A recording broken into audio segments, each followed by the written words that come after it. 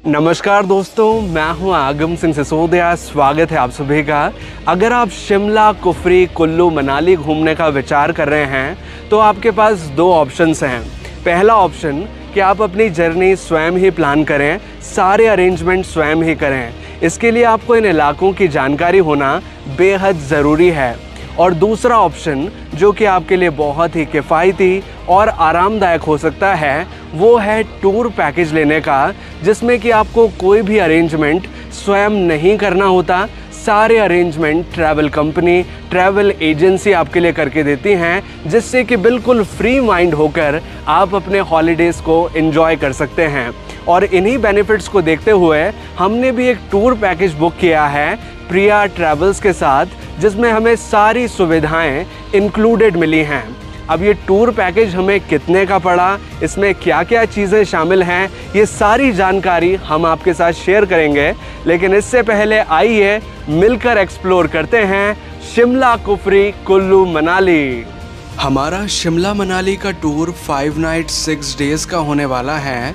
और इस टूर के दौरान हमारा सीक्वल कुछ इस प्रकार होगा कि सबसे पहले हम चलेंगे शिमला को एक्सप्लोर करने, जो कि हिमाचल प्रदेश की राजधानी है। शिमला के बाद हम चलेंगे कुफरी के लिए, जो कि एक बेहद खूबसूरत हिल स्टेशन है। कुफरी के बाद हम चलेंगे मनाली के लिए, जो कि हिमाचल प्रदेश का एक बेहद लोकप्रिय पर्यटक स्थल है। और फिर मनाली के बाद हम चलेंगे कुल्लू को एक्सप्लोर करने, जो कि हिमाचल प्रदेश का एक डिस्ट्रिक्ट है। तो कुछ इस प्रकार से हमारे इस टूर का सीक्वल होने वाला है। आपसे एक रिक्वेस्ट है, पैकेज की डिटेल जानकारी के लिए पूरा वीडियो ज़रूर देखें।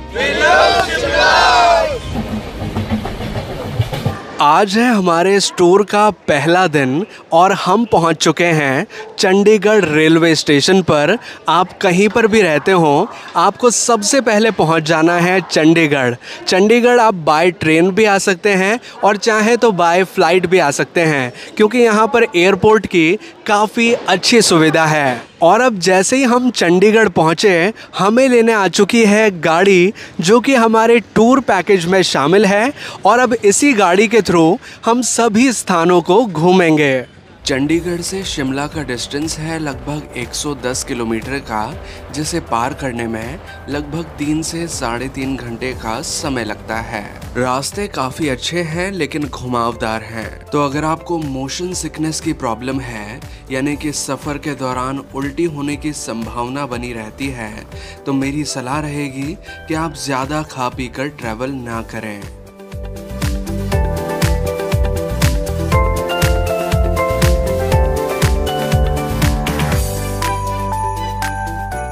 शिमला में जिस होटल में हम रुकने वाले हैं, उस होटल का रूम टूर मैं आपको कराना चाहूँगा। वैसे तो ये होटल काफ़ी लग्जीरियस है, लेकिन इसका जो रूम है मैं आपको अंदर से दिखाना चाहूँगा, जहाँ पर हम रुकने वाले हैं। आप देख पाएंगे ये हमारा होटल रूम है, जो कि काफ़ी लग्जीरियस है और इसमें साफ़ सफाई का बहुत अच्छे से ख्याल रखा गया है। साथ ही इसमें वो सारी सुविधाएँ हैं जो कि एक होटल रूम में होनी चाहिए।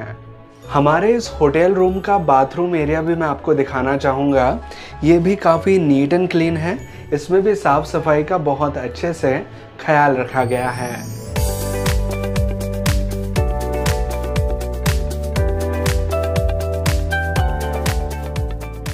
अब हम चल रहे हैं शिमला के प्रसिद्ध जाखू मंदिर में दर्शन करने, जो कि हनुमान जी का एक प्रमुख मंदिर है।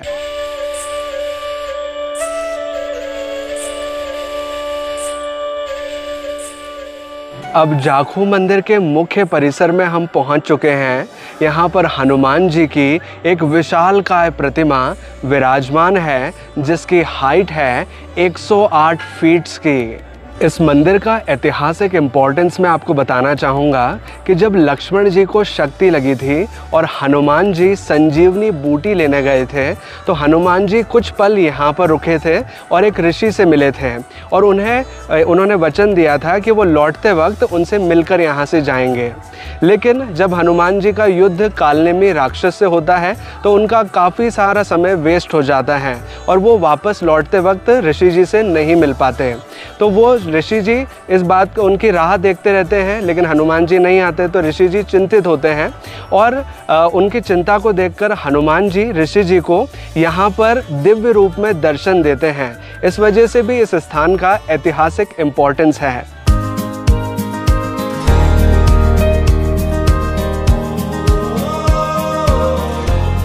अब शिमला के सबसे पॉपुलर टूरिस्ट प्लेस पर हम पहुंच चुके हैं, जिसका नाम है द रिज।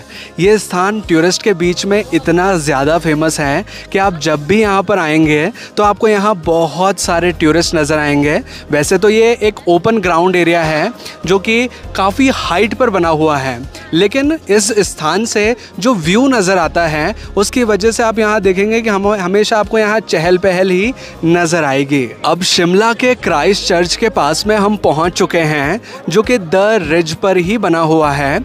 ये नॉर्थ इंडिया का दूसरा सबसे पुराना चर्च है।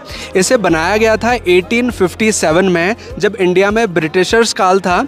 और इसका जो स्ट्रक्चर आप बाहर से देखेंगे, इसका जो स्टाइल बना हुआ है ये है न्यू गॉथिक स्टाइल, यानी कि इसे न्यू गॉथिक स्टाइल के अंदर बनाया गया है। काफ़ी पुराना चर्च है, अगर आप चाहें तो इसे अंदर से भी विजिट कर सकते हैं।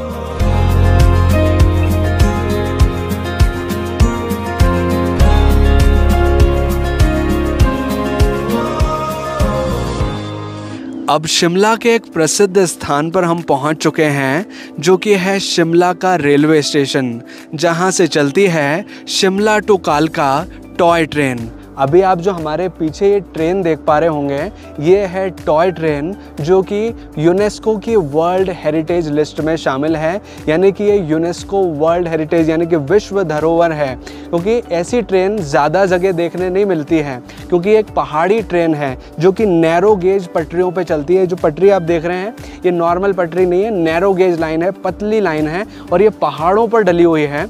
पहाड़ों पर ट्रेन इस तरह से चलना एक वाकई में बहुत ही इंटरेस्टिंग चीज़ है और बहुत ही स्पेशल चीज़ है। अब हम शिमला कालका टॉय ट्रेन के अंदर आ चुके हैं और इसके कोच को मैं आपको अंदर से दिखाना चाहूँगा। इसमें अलग अलग कैटेगरी के हिसाब से कोचेज़ होते हैं। अभी फ़िलहाल जिस कोच में मैं आया हूँ ये जनरल क्लास का कोच है, जो जनरल कैटेगरी के डब्बे होते हैं वो है। हमारी जो नॉर्मल ट्रेन होती है भारतीय रेलवे, उसमें कोचेस काफ़ी बड़े होते हैं। ये भी इंडियन रेलवे का ही है, लेकिन ये टॉय ट्रेन है। तो यहाँ पर आप देखेंगे कि ये कोच के साइज़ जो है काफ़ी छोटा है और इसमें सिटिंग्स भी थोड़ी कम है, क्योंकि कोच जितना बड़ा होगा उतनी ज़्यादा उसमें कैपेसिटी होगी। पर ये टॉय ट्रेन है, इसके कोचेस इसी प्रकार के होते हैं।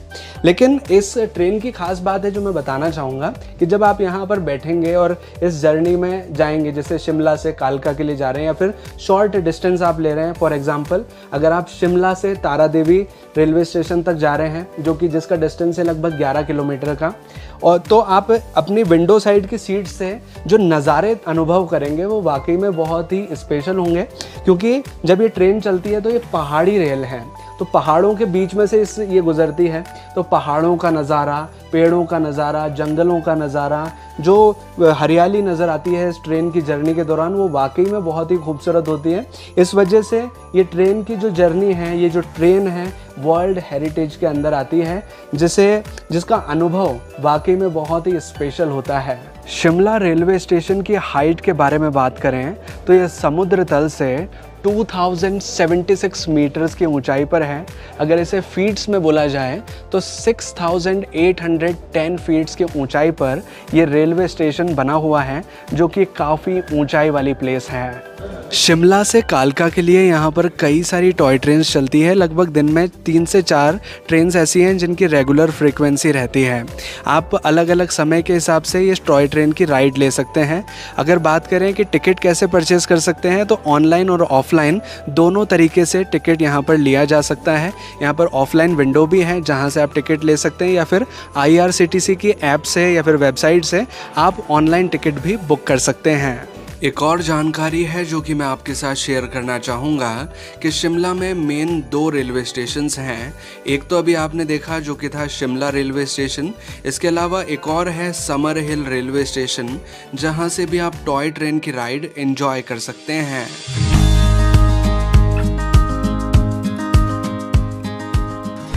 शिमला में अब हम आ चुके हैं संकट मोचन हनुमान मंदिर में दर्शन के लिए, जो कि शिमला का एक प्रसिद्ध मंदिर है। ये मंदिर है हनुमान जी का, जिसकी स्थापना की थी नीम करोली बाबा ने 1950 में।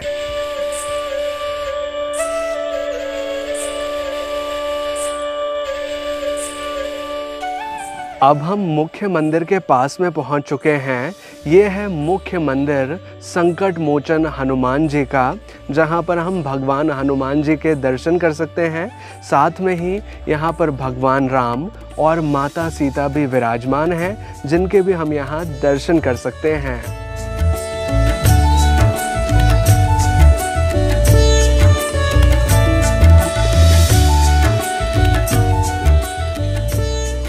संकट मोचन हनुमान मंदिर के ठीक सामने परम पूज्य बाबा श्री नीम करोली जी महाराज का भी मंदिर बना हुआ है, जहां पर भी आप दर्शन कर सकते हैं।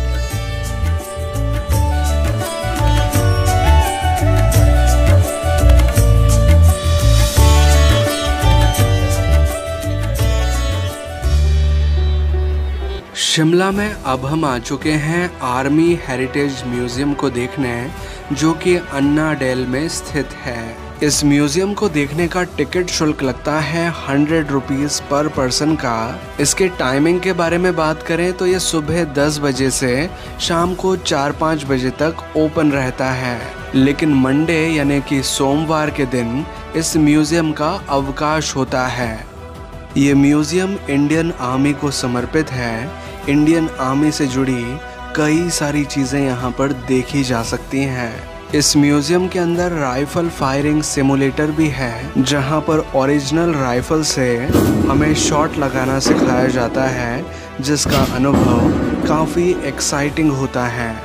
यहाँ पर VR डॉक्यूमेंट्री शो भी होता है, जिसमें हमें वॉर रिलेटेड डॉक्यूमेंट्री मूवी दिखाई जाती है।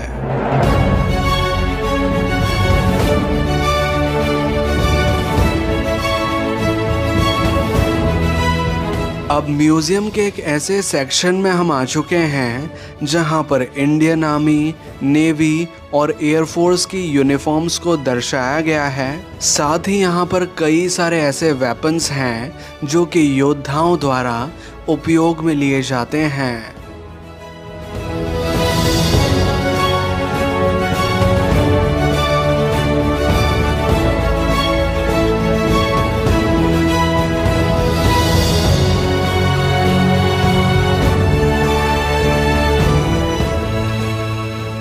शिमला में अब हम आ चुके हैं वाइस रीगल लॉज को देखने, जिसे राष्ट्रपति निवास या फिर Indian institute of advance study के नाम से भी जाना जाता है। ये शिमला की एक बहुत ही फेमस टूरिस्ट प्लेस है, जिसे फ़िलहाल अभी हम देखने आ चुके हैं। इस स्थान का इतिहास मैं आपको बताना चाहूँगा कि जब इंडिया में ब्रिटिशर्स काल था, जब ब्रिटिशर्स का राज था इंडिया में, तब ब्रिटिशर्स के जो राष्ट्रपति थे, जो उनके वॉइस रॉयस थे, वो यहाँ पर रहा करते थे। इस वजह से इसे राष्ट्रपति निवास के नाम से भी जाना जाता है। फ़िलहाल अभी अंदर इस पूरी बिल्डिंग में म्यूज़ियम बना दिया गया है। म्यूज़ियम में पुरानी चीज़ें और पुराने फ़ोटोग्राफ्स हैं, जिन्हें हम अंदर जाकर देख सकते हैं। यहाँ पर इस प्लेस को देखने का शुल्क लगता है 30 रुपीज़ पर पर्सन का, कि अगर आप इस एरिया के बाहर गार्डन एरिया को देखना चाहते हैं, गार्डन एरिया में विज़िट करना चाहते हैं, तो सिर्फ 30 रुपीज़ पर पर्सन का चार्ज लगता है। और अगर आप अंदर म्यूज़ियम वाले एरिया को देखना चाहते हैं, जहाँ पर पुराने फ़ोटोग्राफ्स और पुरानी चीज़ें हैं, तो वहाँ अंदर जाने का शुल्क लगता है 100 रुपीज़ पर पर्सन का। हर घंटे यहाँ पर गाइडेड टूर चलता है। एक गाइड आपके साथ जाता है, एक ग्रुप लेकर के, जो कि अंदर की जो हिस्ट्री है, जो अंदर की चीज़ें हैं, उन्हें एक्सप्लेन करते हैं आपके साथ, ताकि आप अंदर का जो इतिहास है, जो पुरानी चीज़ें, उनके बारे में जान पाएँ।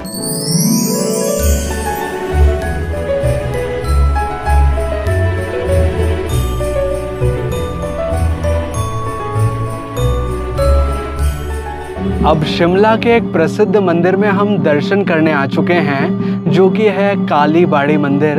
इसे श्यामला देवी मंदिर के नाम से भी जाना जाता है। ये माँ काली का मंदिर है, जहाँ पर अब हम दर्शन करेंगे।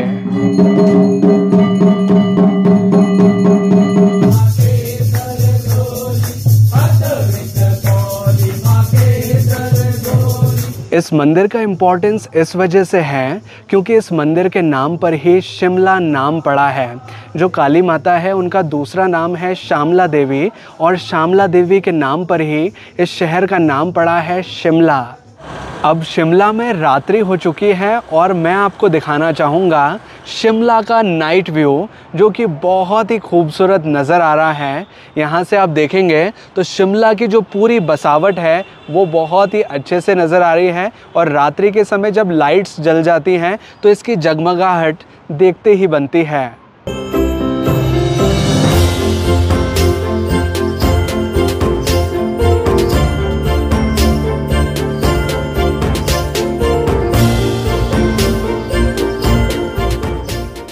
अब हम अपने होटल में वापस आ चुके हैं। हमारा डिनर रेडी हो चुका है जो कि हमारे टूर पैकेज में शामिल है और अब डिनर के साथ ही हमारे इस ट्रिप के पहले दिन का समापन होता है। आज है हमारे इस ट्रिप का दूसरा दिन। हमारा ब्रेकफास्ट कंप्लीट हो चुका है और हम चल रहे हैं शिमला से कुफरी के लिए, जिसका डिस्टेंस है लगभग 16 किलोमीटर्स का।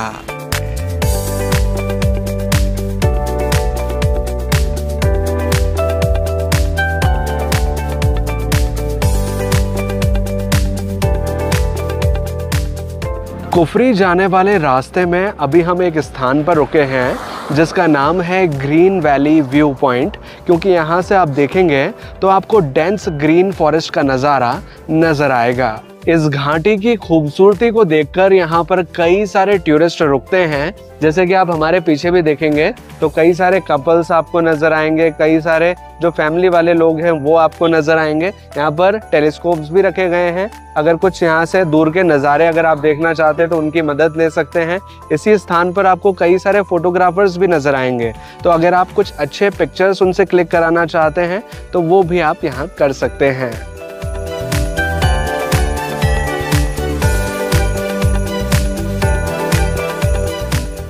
अब हम पहुंच चुके हैं कुफरी में, जो कि शिमला से जुड़ा हुआ एक हिल स्टेशन है। कुफरी में कई सारे पर्यटक स्थल हैं जिन्हें हम यहाँ पर घूम सकते हैं, लेकिन एक इम्पॉर्टेंट जानकारी आपके साथ शेयर करना चाहूँगा कि कुफरी के जितने भी पर्यटक स्थल हैं, जो भी एडवेंचर एक्टिविटीज़ यहाँ पर हम कर सकते हैं, वे सभी स्थान स्थित हैं एक ऊंचाई वाले स्थान पर, जहाँ तक पहुँचने के लिए या तो हमें घोड़े की सहायता लेनी होती है या फिर 4x4 गाड़ी की सहायता लेनी होती है। फिलहाल कुफरी के सभी स्थानों को घूमने के लिए हम जा रहे हैं जिप्सी के थ्रू, और ये सभी स्थान हैं जो कि आज हम घूमेंगे और ये कई तरह की एडवेंचर एक्टिविटीज़ हैं जिन्हें भी आज हम एंजॉय करेंगे। जिप्सी से जो हमने कंप्लीट पैकेज बुक किया है, इसका कॉस्ट हमारा लगा है 3000 रुपीज़ पर पर्सन का, जिसमें कि ये सारी एडवेंचर एक्टिविटीज़ भी आ गई और ये सारे व्यू पॉइंट्स भी आ गए जहाँ पर हम जाने वाले हैं।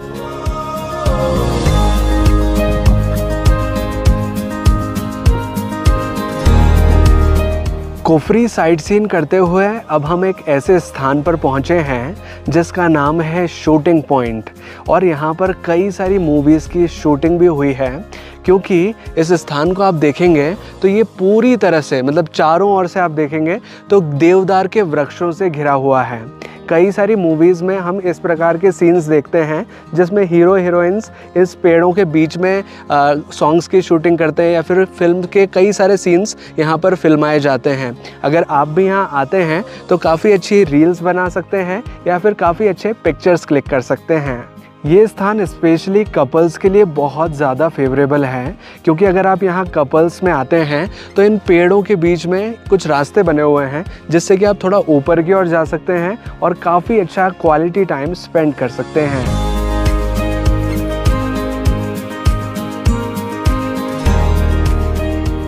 कुफरी में अब हम पहुंच चुके हैं देशू पीक पर, जो कि समुद्र तल से 11,500 फीट की ऊंचाई पर है, और यहाँ से बहुत ही खूबसूरत नज़ारा देखा जा सकता है हिमालयन माउंटेन रेंज का।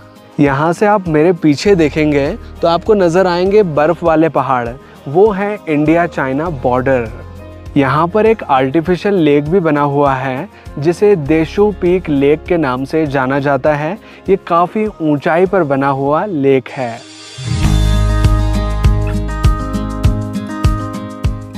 इस पीक पर आकर आप देखेंगे तो आपको चारों ओर नज़र आएंगे सीढ़ीदार खेत, जिन्हें स्टेप फार्मिंग के नाम से भी जाना जाता है, क्योंकि पहाड़ों पर ज़्यादा ज़मीन ना होने की वजह से यहाँ पर खेती की जाती है पहाड़ों को स्टेप्स में काट करके, और यहाँ पर बन जाते हैं कुछ इस तरह के सीढ़ीदार खेत जहाँ पर फसल को उगाया जाता है। कुफरी में जब सीज़न टाइम होता है तो यहाँ पर एप्पल की खेती काफ़ी मात्रा में की जाती है और कई जगह पर यहाँ का ही एप्पल ट्रांसपोर्ट होता है।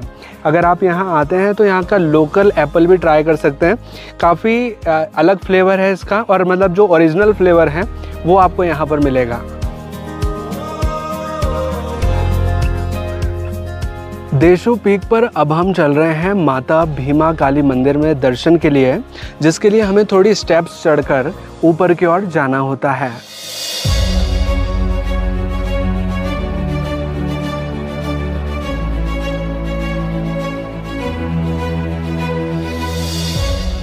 सीढ़ियाँ चढ़कर अब हम पहुँच चुके हैं महाकाली के मुख्य मंदिर के पास में। ये है मुख्य मंदिर जो कि बहुत प्राचीन है। इसे बताया जाता है कि ये पांडव कालीन है।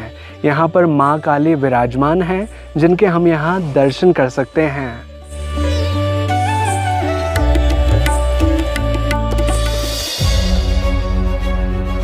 कुफरी में अब हम चल रहे हैं महासू पीक के लिए, जहां तक पहुंचने का रास्ता काफ़ी ऑफ-रोडिंग और एडवेंचरस है। कुफरी में अब हम पहुंच चुके हैं महासू पीक पर अपनी 4x4 गाड़ी के थ्रू। वाकई में यहाँ तक आने का रास्ता बहुत ही ऑफ-रोडिंग था, और ये जगह स्थित है 9,500 फीट्स की ऊंचाई पर। जब आप महासू पीक पर पहुंचेंगे तो आप देखेंगे कि यहाँ पर आपको कई सारे याक नज़र आएंगे, जो कि यहाँ के हिमालयन रेंज में पाए जाने वाले एक जीव हैं। इनके साथ आप राइड कर सकते हैं, इनके साथ फ़ोटोज़ क्लिक करा सकते हैं। अगर आप फ़ोटोज़ क्लिक कराते हैं तो इसका चार्ज लगता है 50 रुपीज़ पर पर्सन का। महासू पीक पर महासू नाग मंदिर भी बना हुआ है, जो कि एक प्राचीन मंदिर है, जहाँ पर भी आप दर्शन कर सकते हैं। कुफरी में अब हम आ चुके हैं एडवेंचर पार्क में, जहां पर कई तरह की एडवेंचर एक्टिविटीज़ की जाती हैं, जिसमें से अभी मैं करने जा रहा हूं जिप लाइन की एक्टिविटी, जो कि काफ़ी एडवेंचरस होती है।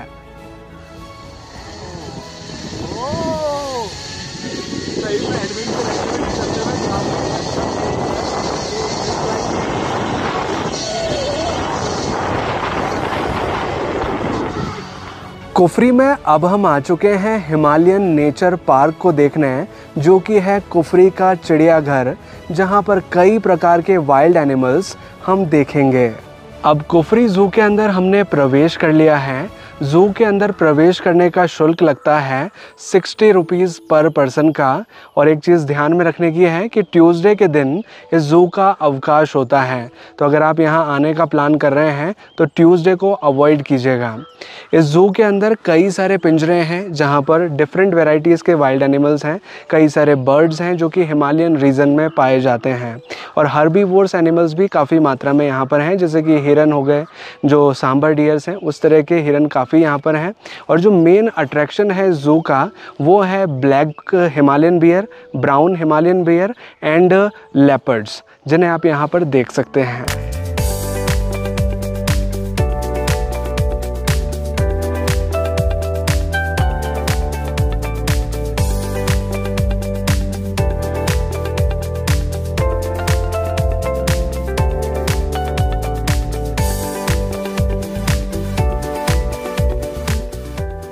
अब हम पहुंच चुके हैं शिमला के मॉल रोड में, जो कि शिमला का मुख्य मार्केट एरिया है और टूरिस्ट के बीच में बहुत ज़्यादा फेमस है, क्योंकि यहाँ पर आप देखेंगे तो आपको कई सारी दुकानें नज़र आएंगी। यहाँ पर एक तरह से देखा जाए तो हर तरह की दुकानें हैं। चाहे अगर आप कुछ खाने पीने का ट्राई करना चाहते हैं तो वो यहाँ पर उपलब्ध है। अगर आप कुछ क्लॉथिंग्स लेना चाहते हैं, कुछ कपड़े लेना चाहते हैं तो वो ले सकते हैं, शूज़ ले सकते हैं, डेकोरेटिव आइटम्स ले सकते हैं, अलग अलग तरह के कॉस्मेटिक आइटम्स ले सकते हैं। कुल मिला के हर चीज़ यहाँ पर उपलब्ध होती है।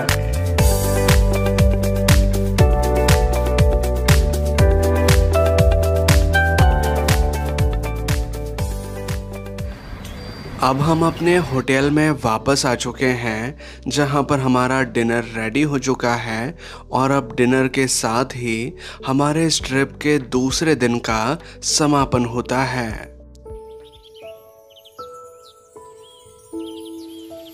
आज है हमारे इस ट्रिप का तीसरा दिन और हम चल रहे हैं शिमला से मनाली के लिए, जिसका डिस्टेंस है लगभग 235 किलोमीटर्स का। हिमाचल प्रदेश भारत का एक ऐसा राज्य है जो कि मोस्टली पहाड़ों में बसा हुआ है और मनाली जिस रास्ते से हम होकर जाते हैं, इस रास्ते पर प्राकृतिक सुंदरता बहुत ही खूबसूरत नज़र आती है और साथ ही कई स्थानों पर हमें घुमावदार रास्ते नज़र आते हैं जिनकी खूबसूरती वाकई में देखने लायक होती है।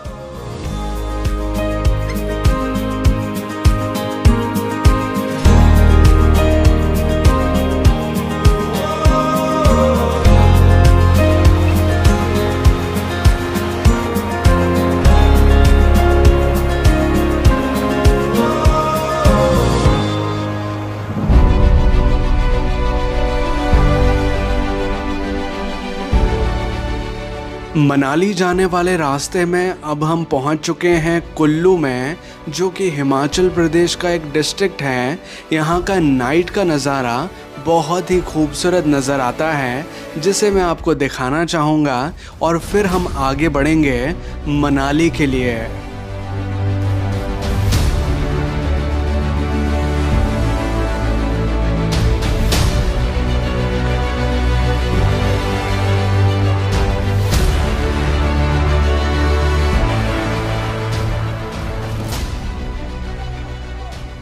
अब हम अपने मनाली होटल में पहुंच चुके हैं।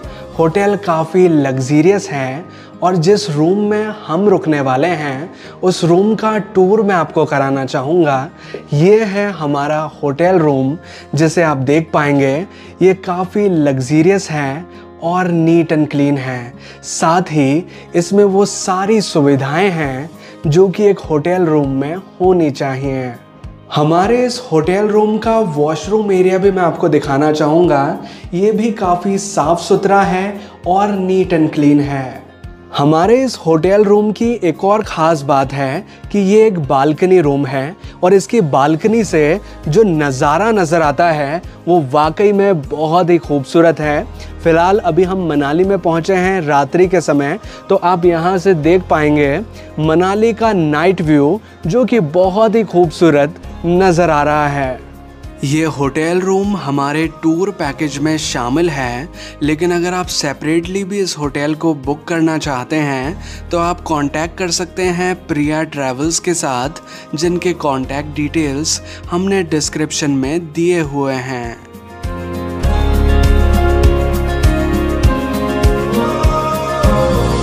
मनाली होटल रूम में चेक इन करने के बाद अब हम आ चुके हैं हमारे होटल के डाइनिंग एरिया में, जहां पर अब हमारा डिनर रेडी हो चुका है, जो कि हमारे टूर पैकेज में शामिल है।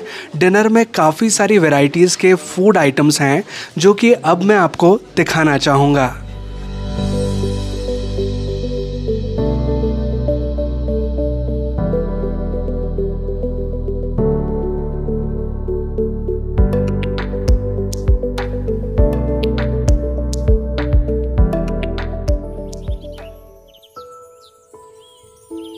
आज है मनाली में हमारा दूसरा दिन। पहला दिन तो हमारा मनाली पहुंचने में ही पूरा स्पेंड हो गया और हम साइट सीन्स नहीं कर पाए। लेकिन आज जो हमारा दूसरा दिन है, आज से हम मनाली के सभी साइट सीन्स को करने की शुरुआत करेंगे। फ़िलहाल अभी हमारा ब्रेकफास्ट रेडी हो चुका है, जो कि हमारे टूर पैकेज में शामिल है, और हमारे साथ कुछ फैमिली फ्रेंड्स भी जुड़ चुके हैं जो कि इस मनाली ट्रिप में हमारे साथ रहेंगे और हम सभी मिलकर एक्सप्लोर करेंगे मनाली को।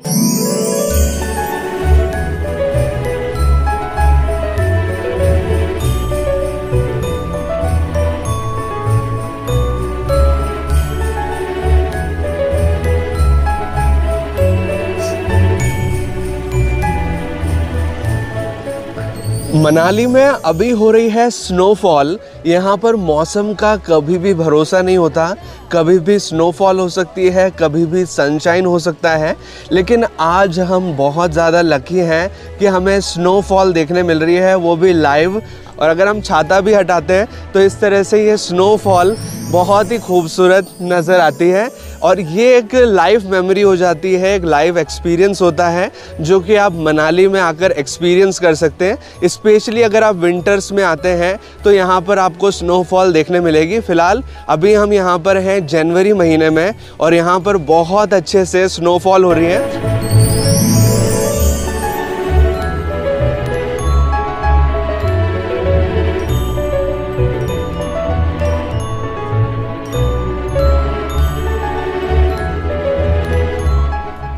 अब मनाली के इन खूबसूरत नज़ारों को देखते हुए हम चल रहे हैं सोलांग वैली के लिए, जो कि मनाली की एक फेमस टूरिस्ट प्लेस है। सोलांग वैली के रास्ते में कई सारी स्नो ड्रेस और स्नो बूट्स की दुकानें हैं, जिनमें से एक शॉप पर अभी हम रुके हैं स्नो ड्रेस और स्नो बूट्स को रेंट पर लेने के लिए, जिनका चार्ज लगता है 250 रुपीज़ पर पर्सन का। और अगर आप सोलांग वैली में कुछ स्नो एक्टिविटीज़ करना चाहते हैं तो उनके पैकेजेस भी आप यहीं से ले सकते हैं। और एक महत्वपूर्ण जानकारी है जो कि मैं आपके साथ शेयर करना चाहूँगा कि सोलांग वैली जाने वाले रास्ते में अधिकतर ट्रैफिक जाम मिलता है, और इस ट्रैफिक जाम की वजह से हमारा काफ़ी सारा समय ख़राब हो जाता है। तो अगर आप इस ट्रैफिक जाम से बचना चाहते हैं तो आप अपने होटल से सुबह सुबह जल्दी निकलें, लगभग 6-7 बजे के आसपास, ताकि आपको ट्रैफिक जाम का सामना न करना पड़े।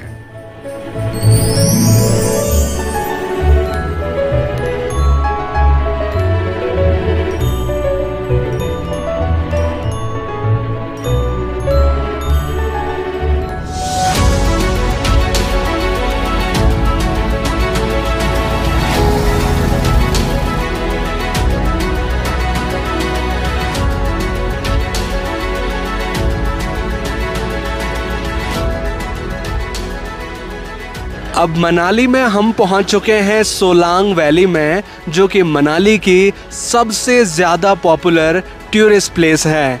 ये प्लेस इसलिए ज़्यादा मशहूर होती है क्योंकि विंटर्स में आप यहाँ देखेंगे तो बहुत दूर दूर तक आपको बर्फ़ ही बर्फ़ यहाँ नज़र आती हैं, और साथ ही इस बर्फ़ की वजह से यहाँ पर कई तरह की एडवेंचर एक्टिविटीज़, स्नो एक्टिविटीज़ होती हैं, जिसका मज़ा हम यहाँ लेते हैं। यहाँ पर कई तरह की एडवेंचर एक्टिविटीज़ होती हैं, जिनमें से कुछ मैं आपको दिखाना चाहूँगा।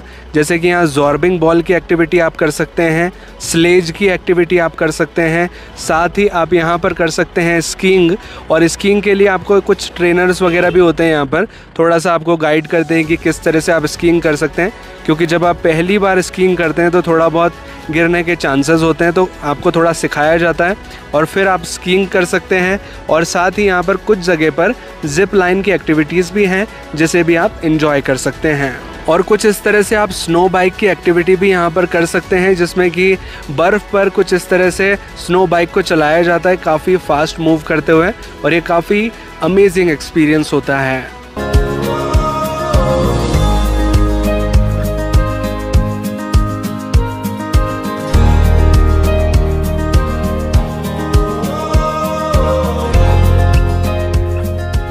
सोलंग वैली का नाम एक गांव के नाम पर पड़ा है, क्योंकि इस वैली में एक छोटा सा गांव है जिसका नाम है सोलंग।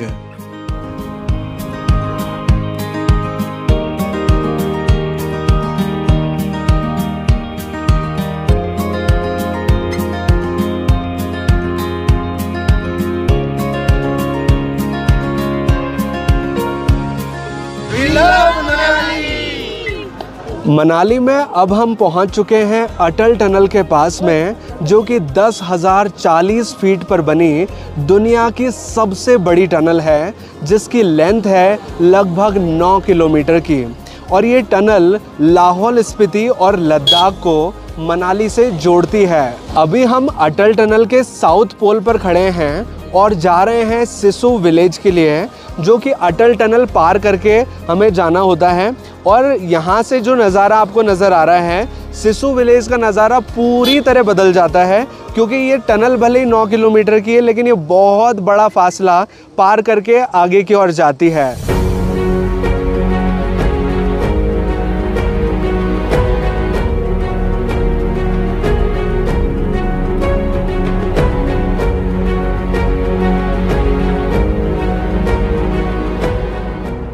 अब हमने अटल टनल में प्रवेश कर लिया है। ये टनल अंदर से कुछ इस प्रकार की नज़र आती है।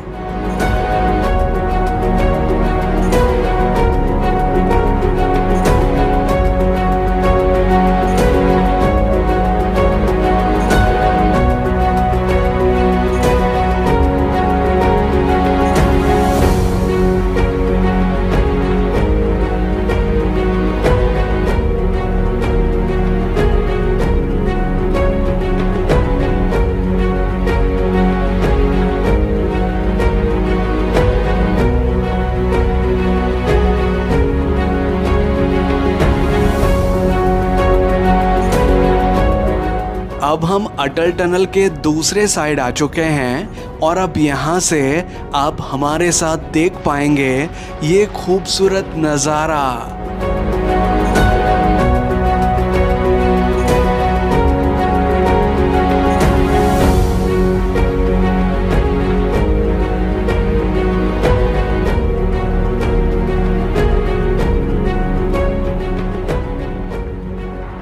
अब अटल टनल के नॉर्थ पोर्टल से हम बाहर आ चुके हैं और ये एरिया पड़ता है लाहौल स्पीति जाने वाला रास्ता। लेकिन यहाँ पर जब हम प्रवेश करते हैं तो हमें नज़र आती है बहुत सारी स्नो और बर्फ़ से ढकी हुई पहाड़ियाँ। साथ ही यहाँ पर कई सारे टूरिस्ट हैं जो कि अलग अलग एडवेंचर एक्टिविटीज़ करते हुए नज़र आते हैं। जैसे कि आप यहाँ पर ATV बाइक की एक्टिविटी कर सकते हैं। अगर आप चाहें तो यहाँ पर याक पे राइड कर सकते हैं, याक के साथ फ़ोटोज़ क्लिक करा सकते हैं। कुछ जगह यहाँ पर स्कीइंग वगैरह की एक्टिविटीज़ भी की जा रही हैं, वो आप कर सकते हैं। काफ़ी अच्छी जगह है और यहाँ पर भी काफ़ी अच्छा टाइम स्पेंड किया जा सकता है।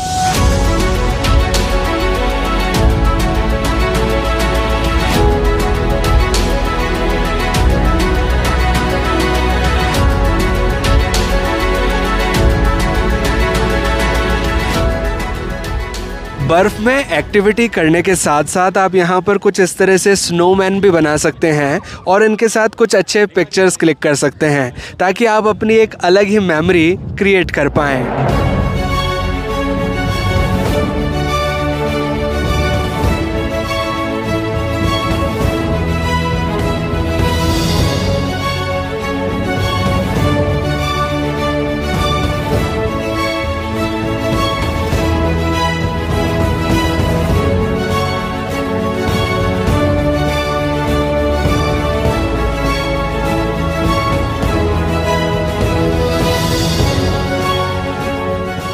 ये वैली वाकई में बहुत खूबसूरत है और इस वैली से एक नदी बहते हुए आगे की ओर जाती है, जिसका नाम है चंद्रा रिवर। और इस नदी का फ़िलहाल पानी इतना ज़्यादा ठंडा है कि आप यहाँ देख पाएंगे कि इसका पानी इस तरह से क्रिस्टलाइज हो गया है और बर्फ़ की एक तरह की जो सिल्लियाँ होती हैं वो बन चुकी हैं। और यहाँ बीच में भी देखेंगे तो ये पानी पूरी तरह जम चुका है, ये पानी नीचे बह रहा है और यहाँ इसके ऊपर ये बर्फ़ है।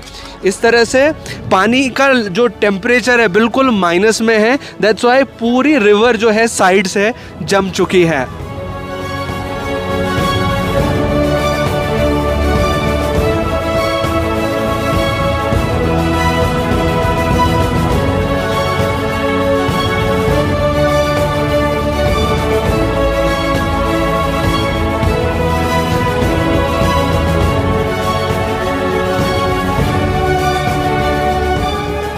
अभी जिस स्थान पर हम हैं यहाँ से सिसु विलेज का डिस्टेंस है लगभग 4 किलोमीटर का, जिसे पार कर कर अब हम चलेंगे सिसु विलेज के लिए।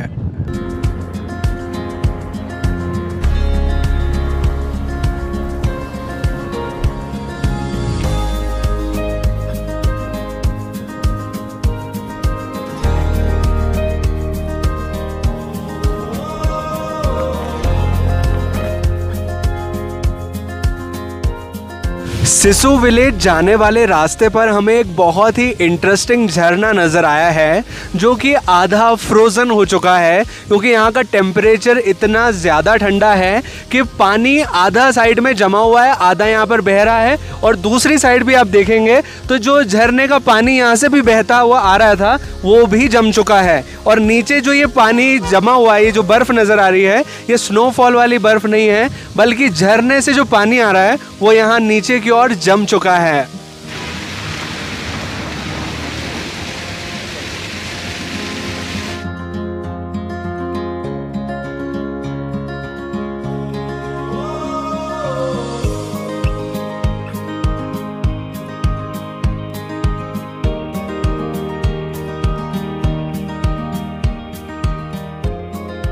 तो फाइनली अब हम पहुंच चुके हैं सिसु विलेज में, जो कि हिमाचल प्रदेश के लाहौल स्पीति डिस्ट्रिक्ट में पड़ता है। और यहाँ से आप देख सकते हैं हमारे पीछे एक सिसु गांव बसा हुआ है। यहाँ पर गांव ज़्यादा बड़ा नहीं है, ज़्यादा लोग यहाँ पर नहीं रहते हैं।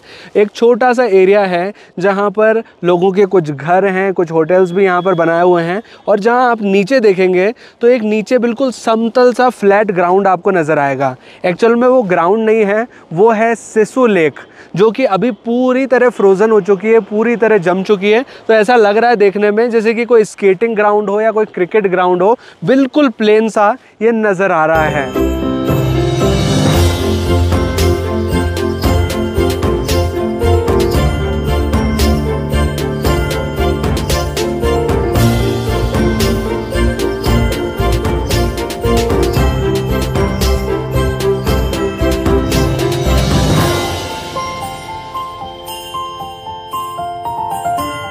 सिसु विलेज की प्राकृतिक सौंदर्यता वाकई में देखने लायक है। यहाँ पर आप चारों ओर देखेंगे तो आपको सिर्फ नेचुरल ब्यूटी ही नज़र आएगी। और स्पेशली अगर आप यहाँ विंटर सीज़न में आते हैं तो आपको पहाड़ों पर बर्फ़ ही बर्फ़ नज़र आएगी। चारों तरफ हरियाली गायब होकर के आपको ऐसा लगेगा वाइट प्लैनेट है जहाँ पर आप आए हैं। और वाकई में ये नज़ारा देखने लायक होता है।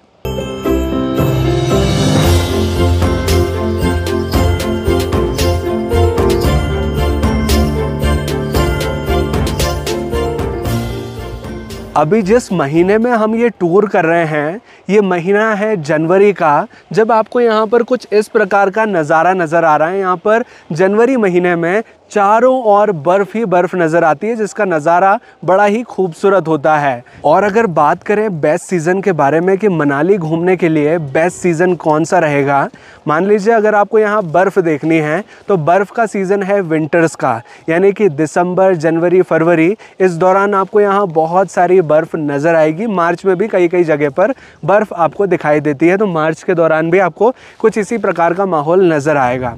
और अगर आप साल के दूसरे टाइम पर यहाँ आते हैं तो आपको चारों तरफ हरियाली नज़र आएगी। ठंड तब भी यहाँ पर रहेगी, लेकिन आपको हरियाली ज़्यादा देखने मिलेगी। और माउंटेन के पीक्स पर आपको बर्फ़ देखने मिल सकती है। खास करके मॉनसून सीज़न को आप अवॉइड करें, क्योंकि उस टाइम पर आपको थोड़ी प्रॉब्लम हो सकती है। बाकी साल में आप कभी भी यहाँ पर घूमने आ सकते हैं।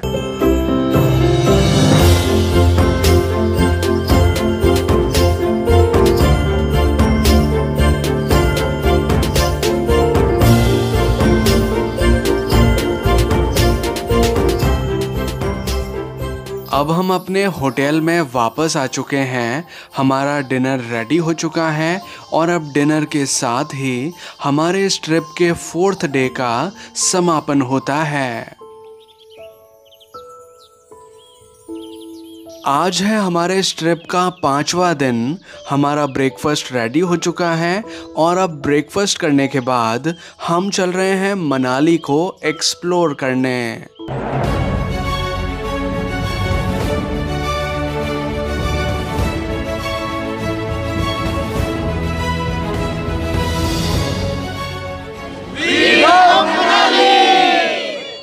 मनाली में अब हम आ चुके हैं हिडिंबा देवी मंदिर में दर्शन के लिए, जो कि मनाली का सबसे प्रसिद्ध मंदिर है और महाभारत काल से जुड़ा हुआ है। हिडिंबा देवी मंदिर में काफ़ी सारे श्रद्धालु दर्शन के लिए आते हैं और यहाँ पर आप देखेंगे तो श्रद्धालुओं की काफ़ी लंबी लाइन लगती है दर्शन के लिए। इस मंदिर के बारे में कुछ इम्पोर्टेंट जानकारी आपके साथ शेयर करना चाहूँगा कि महाभारत काल में 5 पांडव थे, उनमें से सबसे शक्तिशाली थे भीम, और भीम की पत्नी थी माँ हिडिंबा देवी, और जो भीम के पुत्र थे उनका नाम था घटोत्कच, और घटोत्कच के पुत्र थे बर्बरिक, जिन्हें आज खाटू श्याम जी के नाम से जाना जाता है।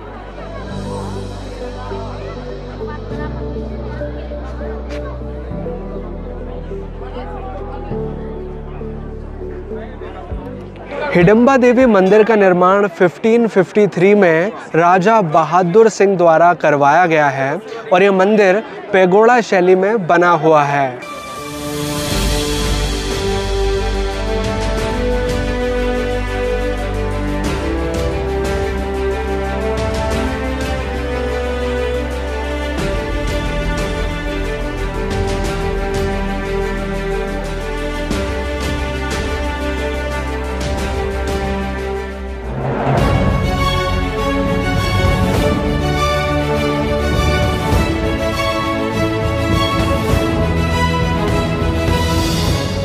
मनाली में अब हम चल रहे हैं जोगनी वाटरफॉल के लिए।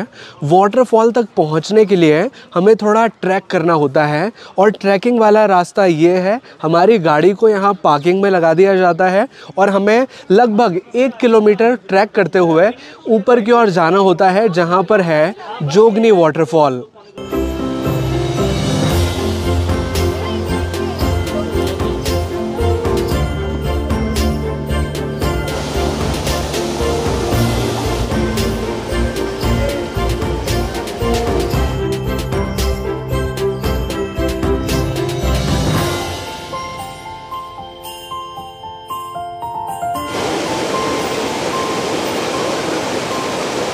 अब हम पहुंच चुके हैं जोगनी वाटरफॉल के मेन व्यू पॉइंट पर, जहां से झरने का बहुत ही खूबसूरत नज़ारा नज़र आता है। जोगनी वाटरफॉल लगभग 160 फीट की ऊंचाई से गिरता है और वाकई में इसकी हाइट बहुत ज़्यादा है। फ़िलहाल जिस मौसम में हम यहाँ पर आए हैं, यहाँ पर वाटरफॉल के साथ साथ स्नो भी नज़र आ रही है, क्योंकि पानी इतना ज़्यादा ठंडा है तो कई जगह तो पानी ही जम गया है और कई जगह यहाँ पर ऊपर की साइड स्नोफॉल हो रही है, तो उसका जो स्नो है वो यहाँ नीचे तक आ रही है, जिसका नज़ारा वाकई में देखते ही बनता है।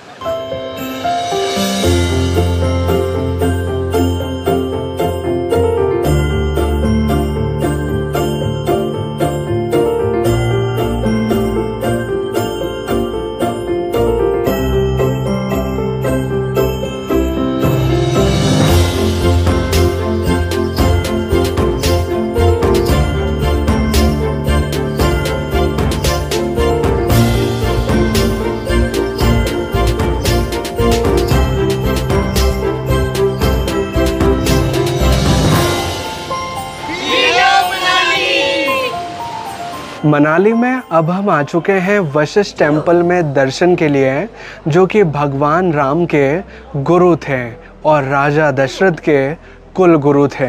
यहाँ पर ऋषि वशिष्ठ की काले रंग की प्रतिमा विराजमान है, जिनके हम यहाँ दर्शन कर सकते हैं। ये मंदिर लगभग 4000 साल पुराना माना जाता है और इस मंदिर को जब आप बाहर से देखेंगे तो ये मंदिर आपको लकड़ी का बना हुआ नज़र आएगा।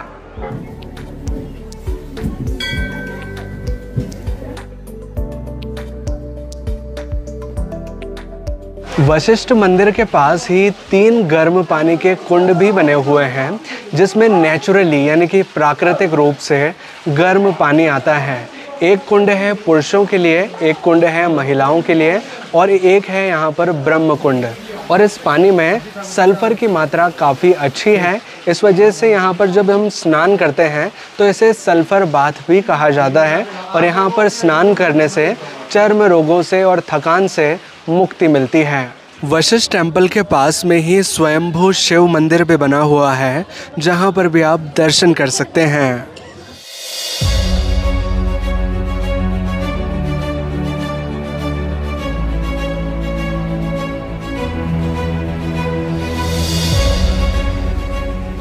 मनाली बसा है व्यास नदी के किनारे, जिसे बीज रिवर के नाम से भी जाना जाता है। और जब हम व्यास नदी के किनारे से गुजरते हैं तो हमें नज़र आते हैं कई सारे हॉट एयर बलून्स, जिनकी हम जॉय राइड ले सकते हैं, जिसका चार्ज लगता है पर पर्सन का लगभग 800 रुपये का।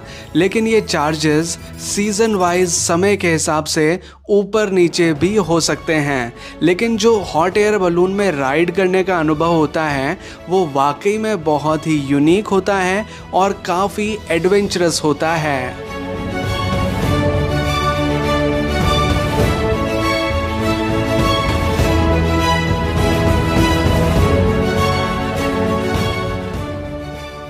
अब हम आ चुके हैं मनाली के मॉल रोड पर, जो कि टूरिस्ट के बीच में बहुत ज़्यादा फेमस है।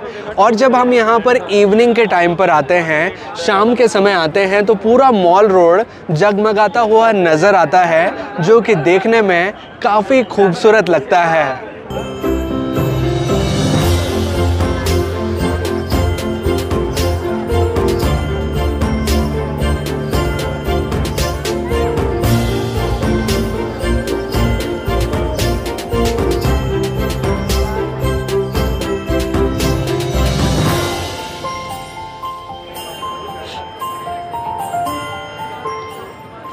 मॉल रोड पर हर तरह की चीज़ बहुत इजीली अवेलेबल हो जाती है।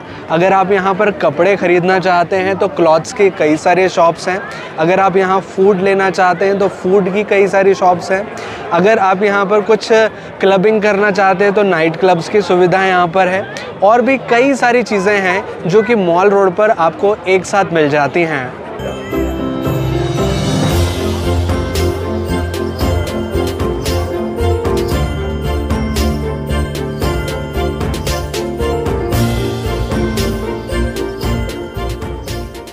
मनाली के मॉल रोड पर आपको कई सारी खाने पीने की दुकानें नज़र आएंगी। स्पेशली यहाँ पर मोमोज़ और सिड्डू काफ़ी फेमस हैं और मोमोज़ की आपको कई सारी दुकानें नज़र आएंगी, तो आप यहाँ इन्हें ट्राई कर सकते हैं।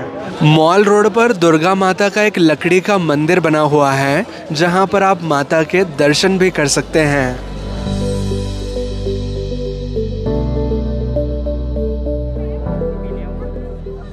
अब हम अपने होटल में वापस आ चुके हैं। हमारा डिनर कंप्लीट हो चुका है और अब इसी के साथ हमारे इस ट्रिप के 5वें दिन का समापन होता है।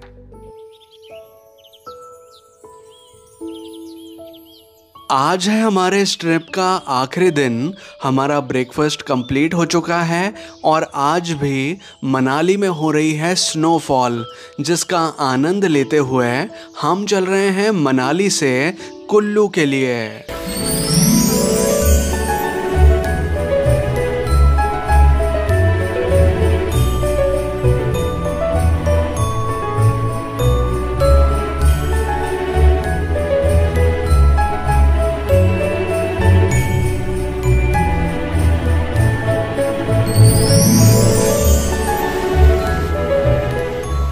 अब जैसे जैसे हम मनाली से कुल्लू की ओर बढ़ते जा रहे हैं, बर्फ़बारी अब बदल चुकी है बारिश के अंदर, क्योंकि हम हाई एल्टीट्यूड से लो एल्टीट्यूड की तरफ मूव कर रहे हैं।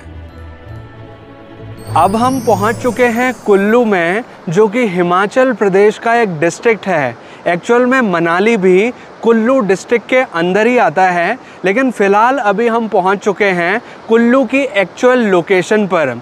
यहाँ पर ये नदी जो बह रही है ये है व्यास नदी, जो कि यहाँ से फ़्लो होते हुए आगे की ओर जाती है। और कुल्लू में इस नदी में रिवर राफ्टिंग करना बहुत ज़्यादा फेमस है। साथ ही यहाँ पर पैराग्लाइडिंग भी कराई जाती है, उसका भी मज़ा आप ले सकते हैं। साथ ही यहाँ पर है शॉल फैक्ट्रीज़, यानी कि जो वूलन शॉल्स होती हैं वो यहाँ बनती हैं, जिन्हें भी आप परचेज़ कर सकते हैं। और साथ ही यहाँ पर ड्राई फ्रूट मार्केट भी है, जहाँ से आप ड्राई फ्रूट भी परचेज़ कर सकते हैं।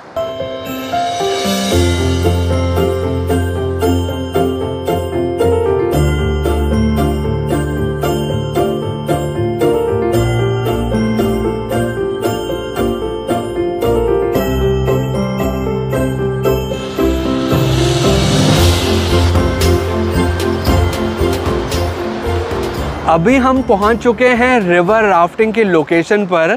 यहाँ से कराई जाती है रिवर राफ्टिंग। जैसा कि आप देखेंगे पीछे कि व्यास नदी यहाँ पर काफ़ी ज़्यादा फ्लो के साथ आ रही है और इसी फ्लो के साथ रिवर राफ्टिंग कराई जाती है। एक रिवर राफ्टिंग जो सबसे शॉर्ट वाली होती है वो लगभग 5 किलोमीटर की होती है, जो बड़ी वाली होती है वो 9 किलोमीटर की होती है। और इनके लगभग चार्जेस के बारे में बात करूँ तो जो शॉर्ट वाली रिवर राफ्टिंग है 5 किलोमीटर वाली, उसका 700 रुपीज़ पर पर्सन का चार्ज होता है।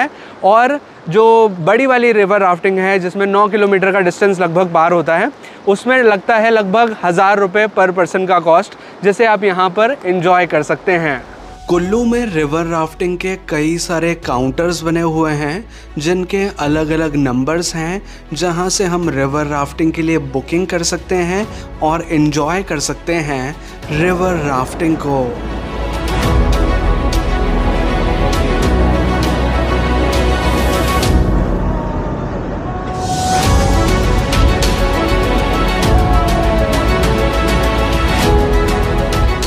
तो चलिए अब मैं आपको जानकारी देता हूँ कि शिमला मनाली का ये टूर पैकेज हमें कितने का पड़ा और इसमें क्या क्या चीज़ें शामिल थी। ये पैकेज हमने बुक किया था प्रिया ट्रैवल्स के साथ, जिनके ओनर्स अभी हमारे साथ में ही हैं, विशु सर और भारती मैम, जिनके साथ भी मैं अभी आपको इंट्रोड्यूस कराऊंगा। लेकिन इससे पहले मैं आपके साथ ये जानकारी शेयर करना चाहूँगा कि हमारे 5 नाइट्स 6 डेज़ के इस पैकेज में क्या क्या चीज़ें शामिल थी।